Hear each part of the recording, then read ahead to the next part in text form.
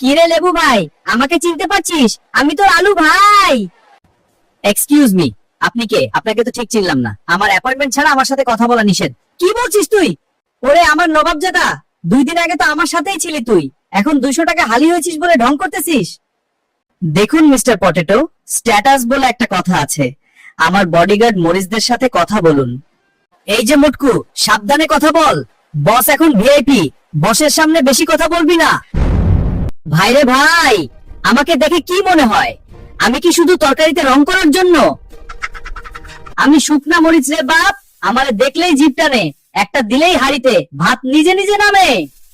এক কামড় দিয়ে দেখলেই বুঝবেন দুনিয়া কত প্রকার ও কত ঝাল। লোকে বলে আমি নাকি বড্ড রাগী। আরে ভাই, রাগবো না। সবাই চায় স্পাইসি খাবার, কিন্তু সহ করার ক্ষমতা কারণেই আমি হলাম সেই আইটেম যাকে ছাড়া বিরিয়ানি থেকে ফুচকা সবই অসম্পূর্ণ। সবাই বলে আমাকে দেখতে নাকি খুব হট লাগছে। আসলে দোষটা আমার না, ভেতরের খাসির কাচ্চিটার। উফ, যা গরম পড়ছে না, মনে হচ্ছে নিজের ভেতরেই বিরিয়ানি রান্না হচ্ছে। তাড়াতাড়ি প্লেট নিয়ে আসো, বেশিক্ষণ কিন্তু এই ভাব ধরে রাখতে পারবো না। পেটে কিন্তু সবারই ক্ষুধা। খাবে নাকি? তাহলে একটা লাইক দিয়ে যাও। জানেন, দুনিয়ার সবচেয়ে মিষ্টি হাসি কার? যে নিজের রসে টইটম্বুর থাকে কিন্তু অন্যের জীবনেও মিষ্টি ছড়িয়ে দেয়। হ্যাঁ, আমি সেই রসগোল্লা। আজকের দিনটা এই রসগোল্লার মতোই মিষ্টি কাটুক আপনার। ফলো করতে ভুলবেন না কিন্তু।